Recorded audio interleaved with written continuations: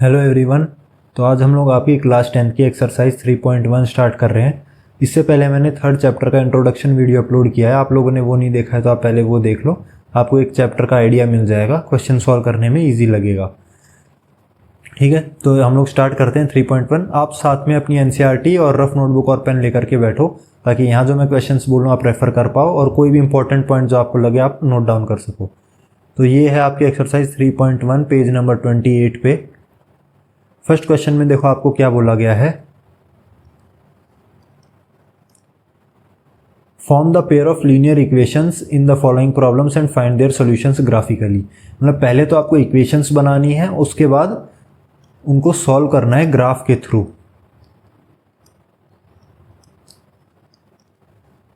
ठीक है, तो फर्स्ट पार्ट हम लोग पढ़ते हैं। इसमें क्या बोले, 10 students of class 10th took part in a mathematics quiz. एक मैथ्स की क्विज में एक क्लास के 10 बच्चों ने पार्ट लिया था। टोटल 10 बच्चे थे जिन्होंने पार्ट लिया था क्विज में। अब इसमें बोला है number of girls is 4 more than number of boys, then find the number of boys and girls who took part in the quiz. अगर नंबर ऑफ गर्ल्स जो है वो 4 ज़्यादा है नंबर ऑफ बॉयज से, तो देखो इसमें हम लोग क्या करते हैं, नंबर ऑफ बॉयज और number of girls. Number of boys को हम लोग x से डिनोट करते हैं और नंबर ऑफ गर्ल्स को हम लोग y से डिनोट करते हैं। ठीक है, अब इसमें देखो आपको क्या बोला है, x और y जो है इसने आपको कहा है number of girls is 4 more than number of boys. Number of girls जो है ये है नंबर ऑफ गर्ल्स y, तो ये ज़्यादा है नंबर ऑफ बॉयज़ से, है ना। Number of girls is more than number of boys, और कितना ज़्यादा है, 4 ज़्यादा है। तो ये वैल्यू आपकी बड़ी है इससे, और कितनी बड़ी है, 4 बड़ी है। ये क्वांटिटी 4 ज़्यादा है। तो देखो अगर ये क्वांटिटी 4 ज़्यादा है, अब मुझे क्या चाहिए, मैं चाहता हूँ कि दोनों क्वांटिटीज़ इक्वल आएँ, क्योंकि इक्वेशन जब हम बनाते हैं तो इक्वलिटी का साइन आता है ना, ग्रेटर देन लेस देन तो नहीं होता उसमें। तो हमें चाहिए कि यहाँ इक्वल का साइन आए। अब हमें पता है जो y है वो 4 बड़ा है इससे, तो अगर ये 4 ज़्यादा है तो मैं या तो इसके अंदर 4 ऐड कर दूँ। ठीक है, ये 4 बड़ा है मुझे पता है, तो मैं अगर इसमें 4 ऐड कर दूंगा तो दोनों इक्वल हो जाएंगे। या तो मैं क्या कर सकता हूँ, इसमें से 4 माइनस कर दूँ, क्योंकि मुझे पता है y 4 ज़्यादा है, तो मैं 4 इसमें से अगर 4 माइनस कर दूंगा तो भी दोनों बराबर हो जाएंगे। आप ये कर सकते हो या आप ये भी कर सकते हो, दोनों सेम चीज़ हैं, कोई फ़र्क नहीं पड़ेगा आपके आंसर पे। कई बार बच्चों को कन्फ्यूजन होती है कि ज़्यादा है y तो इस साइड +4 करना है कि इस साइड करना है, -4 करना है, -4 करना है, ऐसी कन्फ्यूजन हो जाती है। तो इसलिए मैंने आपको ये चीज़ समझा दी है। इस तरह से हम लोग इसको लिखते हैं। तो यहीं से हमारी फर्स्ट इक्वेशन बन गई,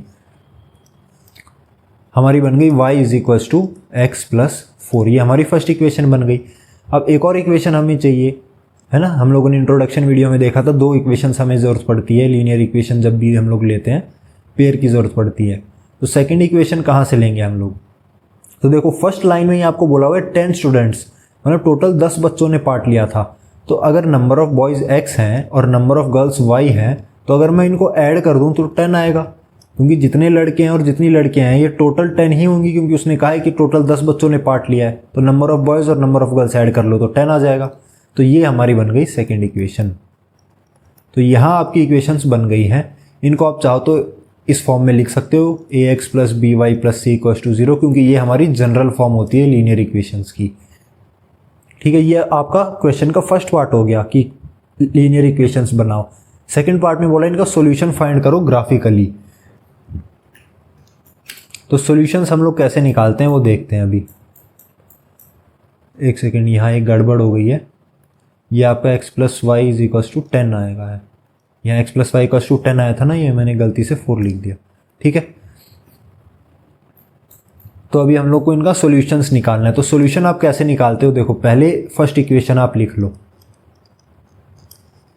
ठीक है, इसका अब आपको क्या करना है, एक बॉक्स बनाना है।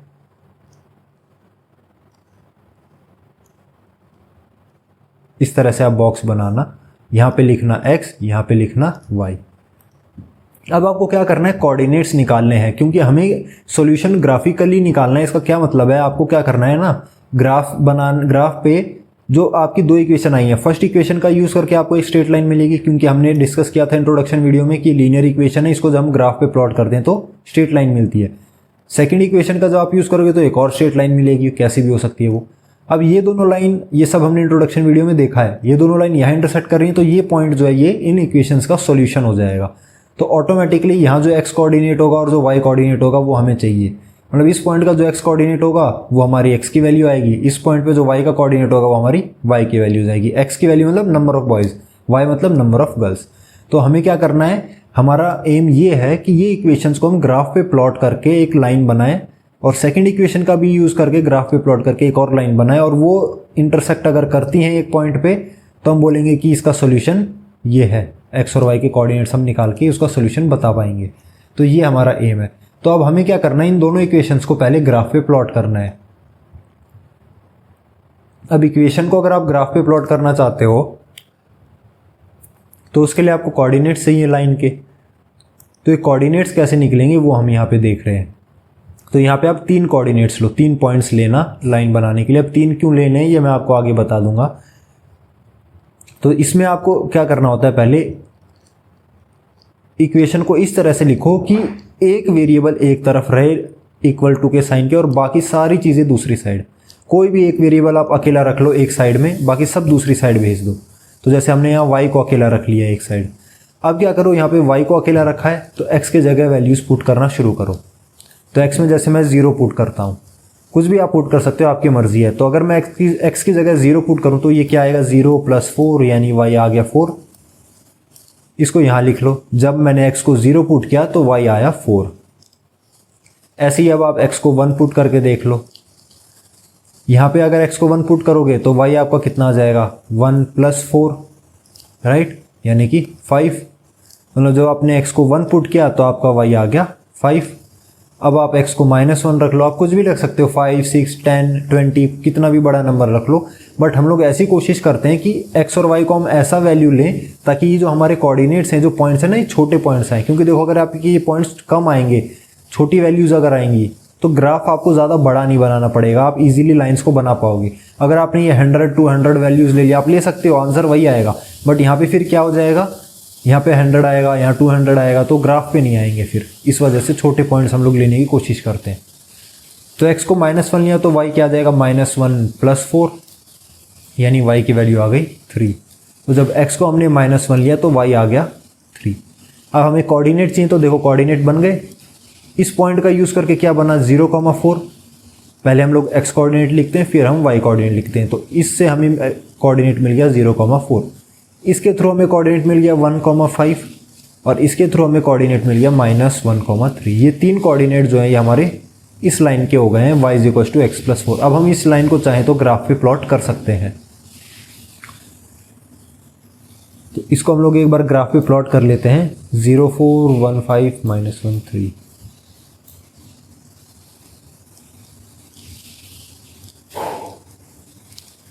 ठीक है,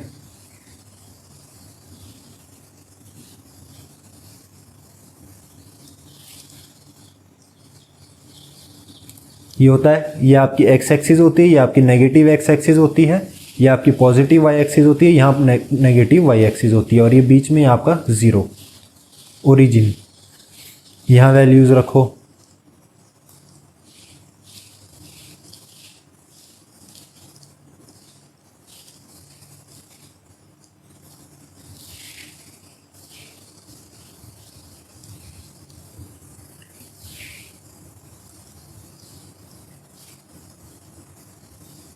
तो ये हो गया 1, 2, 3, 4, 5, 6। ये नेगेटिव x एक्सिस है तो यहाँ -1, -2 आ जाएंगे नंबर्स आपके। अब ये पॉजिटिव y एक्सिस है तो यहाँ पे 1, 2, 3, 4, 5, 6 पॉजिटिव नंबर्स आएंगे। ये नेगेटिव y एक्सिस है तो यहाँ पे नेगेटिव नंबर्स आ जाएंगे। ठीक है, तो देखो कोऑर्डिनेट क्या है, 0,4। फर्स्ट कोऑर्डिनेट ये हमें प्लॉट करना है। तो इसमें देखो क्या है, x 0 है, y 4 है। तो आप ये ध्यान रखना, ये सब आपने 9th क्लास में पढ़ा होगा प्लॉट कैसे करते हैं, फिर भी मैं थोड़ा थोड़ा बताते चलूँगा आपको। जब x कोऑर्डिनेट 0 होता है तो मतलब वो पॉइंट y एक्सिस पे लाई करेगा।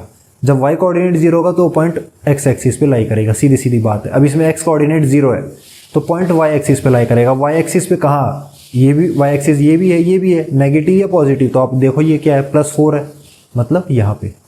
तो ये हो गया आपका पॉइंट, इसको पॉइंट नाम दे देते हैं, ABC नाम दे देते हैं। ये आपका हो गया पॉइंट A, 0,4। ठीक है, सेकंड पॉइंट क्या है, 1,5।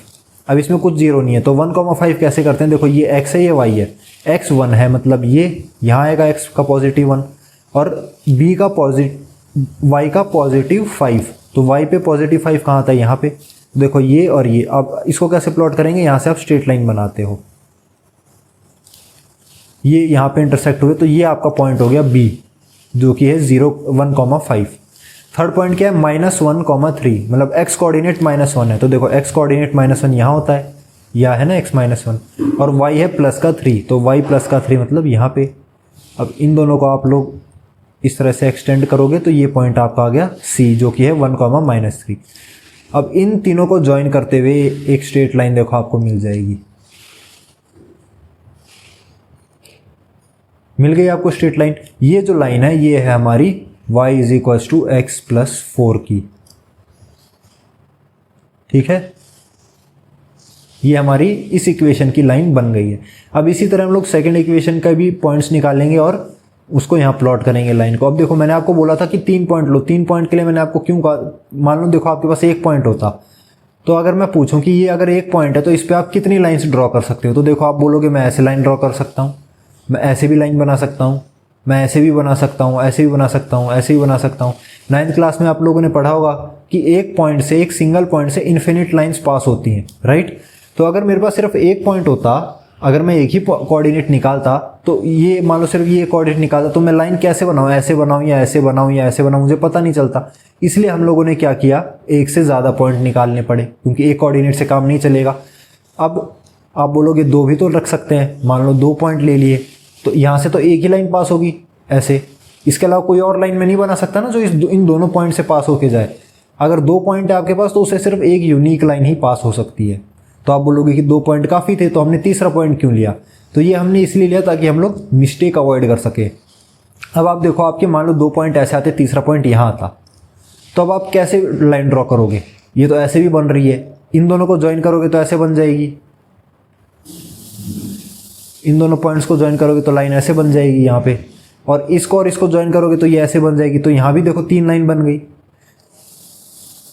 इसका ये मतलब था, हमारा जो मोटिव था 3 पॉइंट का ये था कि अगर मान लो आपका 1 पॉइंट कहीं बाहर की साइड भी आ जाए, जैसे कि यहाँ आ गया, अब आप सोचोगे कि मेरे जो 2 पॉइंट है वो तो इस लाइन पे लाई कर रहे हैं, पर जो तीसरा पॉइंट है वो इस लाइन पे लाई नहीं कर रहा है। इसका मतलब या तो आपने ये पॉइंट्स निकालने में गड़बड़ कर दी, इनमें से कोई सा पॉइंट निकाला वो गलत निकाला है, या तो आपने यहाँ प्लॉट करने में गलती कर दी, यानी जो आपकी मिस्टेक है वो अवॉइड हो सकती है। अब आप यहाँ देखो ये तीनों पॉइंट स्ट्रेट लाइन में आ रहे हैं। अगर आप 10 पॉइंट भी निकालते हैं ना इस इक्वेशन के लिए, तो आपके 10 के 10 इसी लाइन पे लाई करते, और उसमें से कोई एक पॉइंट भी अगर लाइन के बाहर हो गया तो यानी कि आपने या तो पॉइंट निकालने में गड़बड़ की है, यहाँ प्लॉट करने में गड़बड़ की है। तो जनरली हम लोग मिस्टेक अवॉइड करने के लिए 3 पॉइंट निकाल सकते हैं अगर आपको ऐसा लगे। बट अगर आपको लगता है कि नहीं ठीक है, एडिशन सब्ट्रैक्शन में एकदम परफेक्टली कर लेता हूँ, तो 2 पॉइंट मोर देन इनफ है स्ट्रेट लाइन बनाने के लिए, क्योंकि हमें सिर्फ 2 पॉइंट चाहिए होते हैं एक स्ट्रेट लाइन के लिए, ठीक है। तो मैंने 3 पॉइंट बोले थे ताकि आप कोई मिस्टेक ना हो, कोई एरर ना आए आपके लाइन प्लॉट्स करने में। तो अभी हम लोग सेकंड इक्वेशन और देखते हैं। सेकंड इक्वेशन थी हमारी x + y = 10, ये हमारी इक्वेशन हो गई फर्स्ट। सेकंड इक्वेशन बनी थी हमारी x + y = 10। इसका भी हम लोगों को बॉक्स बना लेना है, और यहाँ पे आप 2 पॉइंट निकाल लो, बेशक से चाहो तो आप 3 पॉइंट भी निकाल लो, कोई फ़र्क नहीं पड़ेगा। तो देखो मैंने क्या बताया था, इसको कैसे लिखना है, एक वेरिएबल एक तरफ बाकी सब दूसरी तरफ। इसमें देखो x को मान लो यहाँ रखते हैं हम, तो इस तरह से हो जाएगा। x को हम लोग लेफ्ट साइड में रखते हैं तो y को हमें उधर भेजना पड़ेगा। अब देखो एक वेरिएबल लेफ्ट साइड में है, बाकी सब दूसरी तरफ है। बाकी सब मतलब वेरिएबल कांस्टेंट जो भी है सब दूसरी तरफ होना चाहिए। अब इसमें देखो x अकेला है तो हम y की जगह वैल्यूज पुट करेंगे, क्योंकि इसमें x अकेला रखा है हमने। अब देखो अगर मैं y को 0 पुट करता हूं तो x कितना आएगा 10। तो यहाँ पे देखो ये 0 ये 10 बड़ा नंबर आ गया, ये तो बड़ा हो गया ना। आपने y तो ले लिया कि हमने क्या देखा था कि हमने छोटी से छोटी वैल्यूज लेनी है, बट अब यहाँ आपने y तो छोटा ले लिया बट x बड़ा आ रहा है फिर भी। तो ऐसे में आप क्या कर सकते हो, हम चाहते हैं कि छोटी से छोटी वैल्यू आए। तो अगर मैं बोलूँ कि मैं y को 5 ले लेता हूँ तो x कितना आएगा 10 - 5 यानी कि 5। देखो दोनों वैल्यूज छोटी आ गई ना, 5 और 5। अब इसको 0 लोगे तो 10 आ जाएगा। तो x को y को जब मैंने 5 लिया तो मेरा x आ गया 5, ये आपका फर्स्ट कोऑर्डिनेट बन गया। इसी तरह y को आप दूसरा नंबर ले लो, y को 4 ले लो, तो x कितना आ जाएगा आपका 10 माइनस 4 यानी कि 6। तो जब y को मैंने 4 लिया तब x मेरा 6 आया, इस तरह से लिखेंगे। ये आपका कोऑर्डिनेट हो गया 6,4। ठीक है, तो दो कोऑर्डिनेट आपके आ गए 5,5 एंड 6,4। अब इन दोनों का यूज करके हमारी सेकेंड इक्वेशन बन जाएगी। 5,5 देखो, x पे भी 5, y पे भी 5, तो इनको एक्सटेंड करते हैं हम लोग। आपका पॉइंट यहां कहीं आएगा, ये आपका पॉइंट है 5,5। ठीक है, सेकेंड पॉइंट आपका क्या आया था 6,4, यानी x कोऑर्डिनेट 6 था और y कोऑर्डिनेट 4 था। तो x कोऑर्डिनेट 6 मतलब ये और y कोऑर्डिनेट 4 मतलब यहाँ पे, तो इन दोनों को एक्सटेंड कर लो आप, तो यहाँ पे कहीं आपका आ जाएगा, ये पॉइंट आ गया 6,4। अब इन दोनों को ज्वाइन कर लो, देखो इनको ज्वाइन करोगे तो लाइन इस तरह से बनेगी।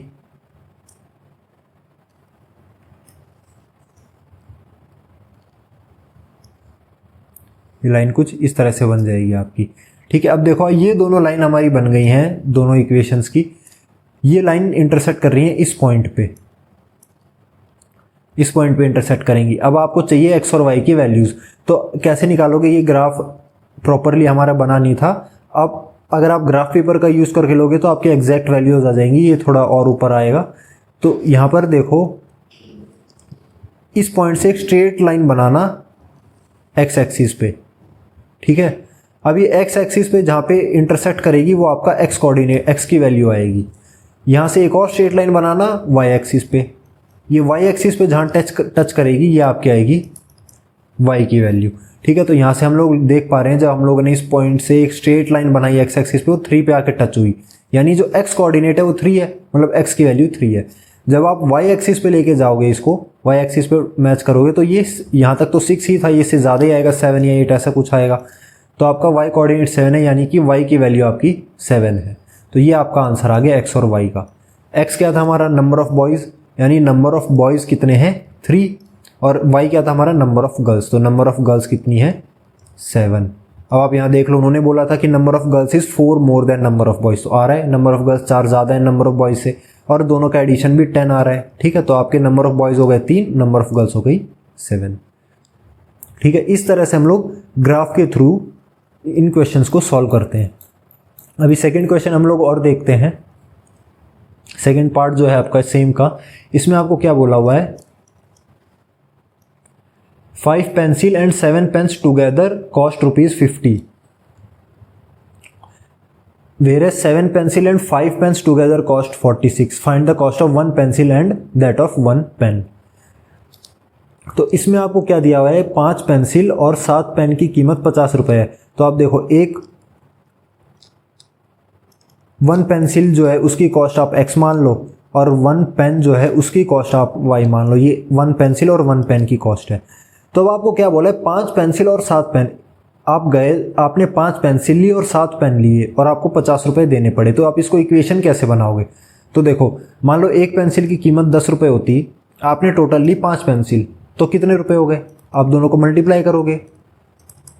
ठीक है, एक पेंसिल थी 10 रुपए की, आपने टोटल 5 पेंसिल ले ली, तो टोटल कितने रुपए हो गए? आपने दोनों को मल्टीप्लाई किया है ना, एक पेंसिल की प्राइस जो है उसको टोटल आपने जितनी पेंसिल ली उससे मल्टीप्लाई किया, तो ये आपकी पेंसिल की कॉस्ट आ गई। अब मान लो एक पेन था 20 रुपए का, आपने ऐसे टोटल 2 पेन लिए, तो कितनी कॉस्ट हो गई? 40 रुपीज़। अब आप दुकानदार को कितना दे के आओगे? इन दोनों को ऐड कर लोगे, यानी कि 90 आपने दिए दुकानदार को। समझ गए? ये मैंने एक एग्जांपल दिया ताकि इससे आप रिलेट करके इसको यूज़ कर सको इस क्वेश्चन में। अगर एक पेंसिल 10 रुपए की है, आपने ऐसी 5 पेंसिल ली, तो टोटल 50 रुपीज़ हो गए। इसी तरह हम लोग निकालते हैं, एक पेन था 20 रुपए का, आपने 2 पेन लिए, तो टोटल इसके 40 रुपए हो गए। अब आपको दुकानदार को कितने रुपए देने हैं? पेंसिल के 50 रुपए और पेन के 40 रुपए, यानी टोटल 90 रुपीज़, मतलब इनको आपने ऐड कर लिया। यही चीज़ हम यहाँ अप्लाई करेंगे। अब देखो, एक पेंसिल है x रुपए की, टोटल आपने ली 5 पेंसिल, तो आप क्या करोगे? दोनों को मल्टीप्लाई करते हो, तो 5x आ गया। अब एक पेन की कॉस्ट है y रुपीज़ और टोटल आपने लिए 7 पेन, तो कितना हो गया टोटल रुपीज़? 7y। ये आ गया पेंसिल कितने रुपए की आई आपकी, 5 पेंसिल, ये आ गया आपके 7 पेन कितने रुपए के आए। अब आपने कितने रुपए दुकानदार को दिए वो कैसे निकालोगे, फाइनली इनको ऐड कर दोगे, तो ये आपको उसने दिया हुआ है 50 आया है। ये आपकी बन गई इक्वेशन नंबर 1। ठीक है, सेकेंड इक्वेशन देखो, उसमें आपको बोला है इस बार 7 पेंसिल ली और 7 पेन लिए, तो इस बार 7 पेंसिल ली और 5 पेन लिए, तो 5 पेन मतलब 5y, टोटल कॉस्ट इसकी हो गई 46 रुपीज़। ये आ गई आपकी सेकेंड इक्वेशन। ठीक है, इजी है बिल्कुल, फर्स्ट इक्वेशन सेकंड इक्वेशन बन गई। अब आपको इसे ग्राफ पे प्लॉट करना है, जैसे मैंने आपको लास्ट क्वेश्चन में बताया था, बिल्कुल उसी तरह आप लोग इसको यूज़ करके दोनों डब्बे बना के ग्राफ पे प्लॉट कर लो। इसमें आपको एक दिक्कत आ सकती है, वो मैं आपको समझा देता हूँ। मान लो ये इक्वेशन अगर हम लोग लें, तो मैंने आपको बोला था एक वेरिएबल एक तरफ रखना है, बाकी सब दूसरी तरफ। तो देखो पहले आप इस तरह से लिख लोगे, आपने डिसाइड किया कि मैं x को इस तरफ रखता हूँ, तो 5y को उधर भेजोगे तो -5y हो गया। अब बस यहाँ नहीं छोड़ना है, आपको ये 7 भी यहाँ से हटाना है, क्योंकि एक वेरिएबल अकेला रखना है हमें। तो इस 7 को जब आप हटाओगे तो ये वहाँ पे जाके देखो इस तरह से हो जाएगा डिवाइड में। ये आपका इक्वेशन आई है जहाँ से आप कोऑर्डिनेट्स निकालोगे। ठीक है, यहाँ 7x रख के यहाँ वैल्यूज पुट करना शुरू मत करना, ये 7 जो है ये भी वहाँ भेजना है, हमें एक वेरिएबल अकेला रखना है। अब होगा वही आपका, यहाँ पे y की जगह आप पुट करो, y की जगह 0 पुट करोगे तो क्या आ जाएगा 46/7, इसको आप पॉइंट्स में निकाल लो। इस तरह से आपको करना है। इसी तरह सेकंड इक्वेशन का भी वैल्यूज़ निकाल लेना ग्राफ पे प्लॉट करके, और आपका सोल्यूशन आ जाएगा। आई होप ये क्वेश्चन आपको समझ में आया होगा। अगर वीडियो अब तक अच्छी लग रही है, एक्सप्लेनेशन अच्छा लग रहा है, तो वीडियो को लाइक कर दो, शेयर कर दो और चैनल को सब्सक्राइब कर दो। आपके सपोर्ट से मेरा भी मोटिवेशन बना रहेगा। ठीक है, सेकंड क्वेश्चन और देख लेते हैं हम लोग। सेकंड क्वेश्चन इजी है, इसमें देखो आपको क्या बोला है, on comparing the ratios a1 a2 b1 b2 c1 c2 find weather lines representing the following pairs intersect at one point parallel और कोइंसिडेंट। मतलब आपको इसमें क्या बोला है कि ये जो रेशियो होते हैं आपके a1/a2 b1/b2 c1/c2, ये आपको याद होगा, मैंने इंट्रोडक्शन क्लास में आपको बताया था, इसलिए मैं आपको बार बार कह रहा हूँ। आपने जिसने नहीं देखा प्लीज़ इंट्रोडक्शन क्लास देख लो एक बार जाके।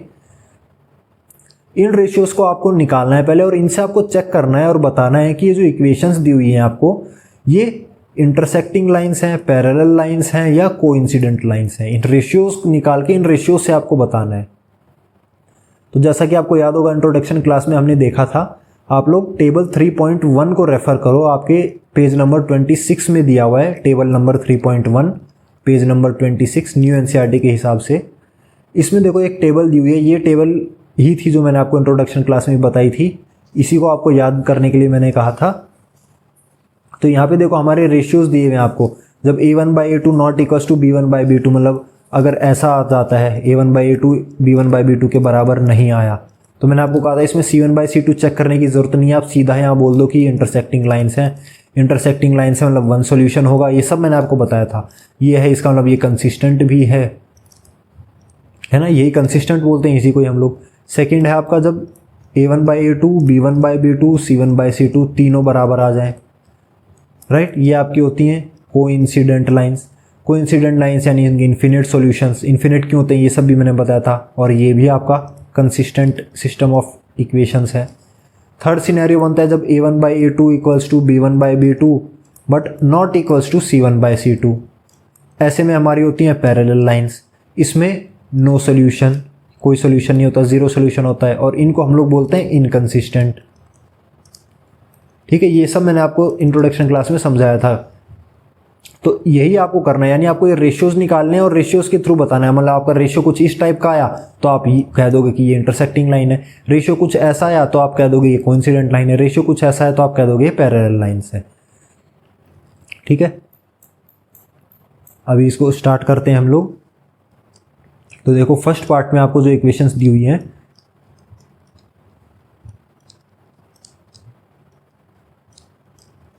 ये फर्स्ट इक्वेशन है। सेकंड इक्वेशन है 7x + 6y - 9 = 0।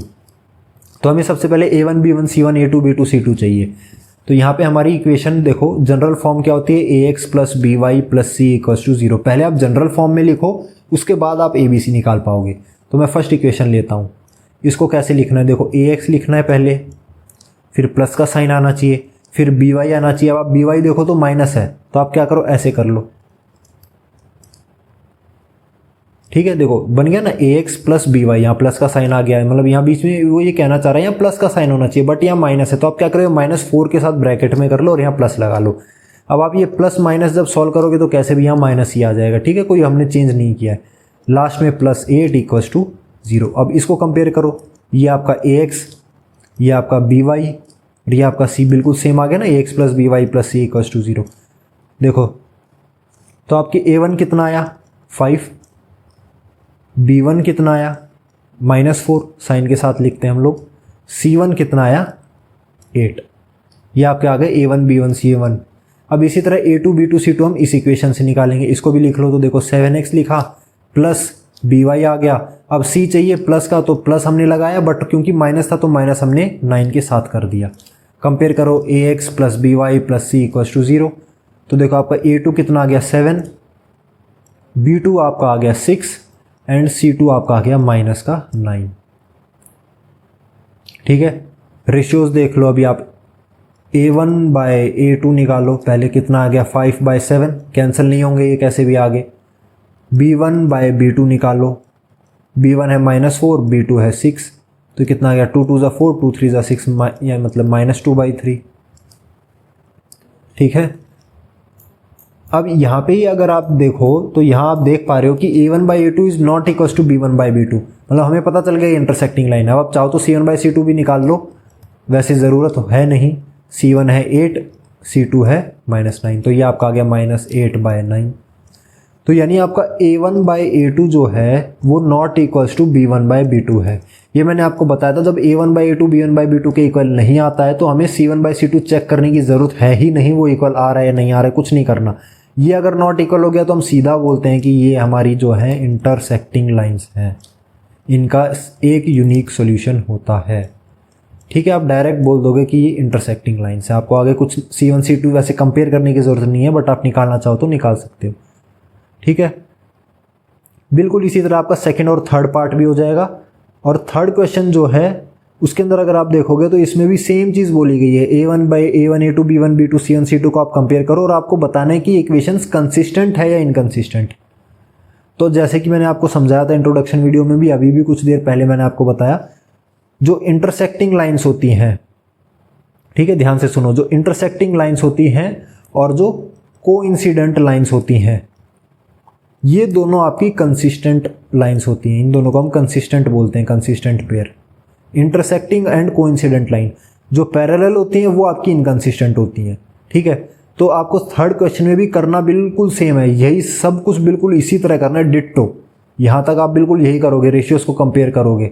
अब लास्ट में बस सेकंड क्वेश्चन में आपसे पूछा इंटरसेक्टिंग है, कोइंसिडेंट है या पैरेलल है, वो हमें रेशियो को देख के पता चल गया।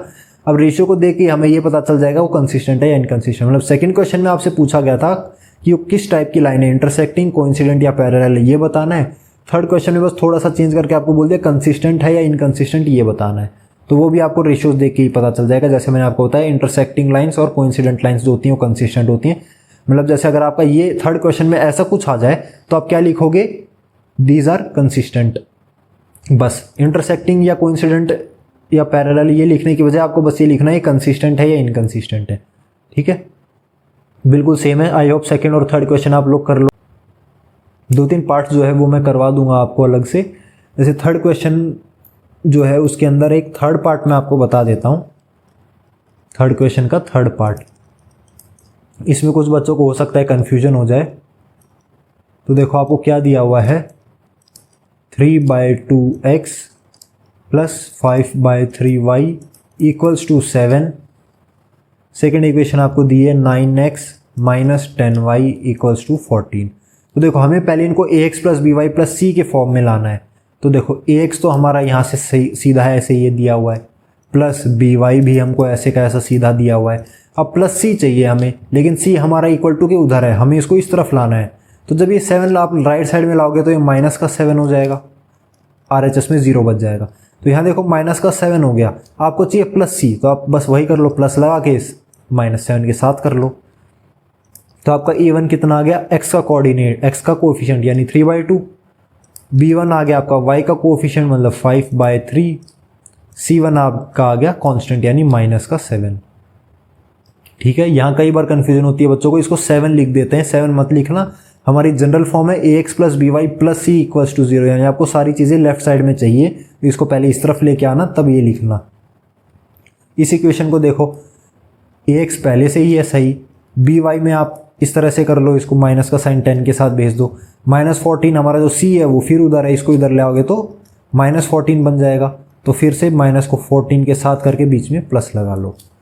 तो आपका a1 आ गया 9, सॉरी a2 आपका आ गया 9, b2 आपका आ गया -10 एंड c2 आपका आ गया -14। अब आपको निकालना है a1/a2। तो a1 देखो आपका क्या है 3/2 और a1 आपका था 3/2, a2 है आपका 9।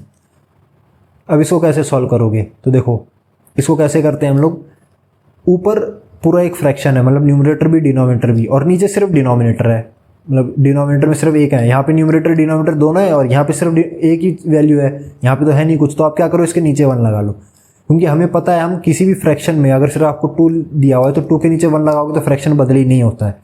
तो आपके कन्वीनियंस के लिए आप यहाँ 1 लगा लो।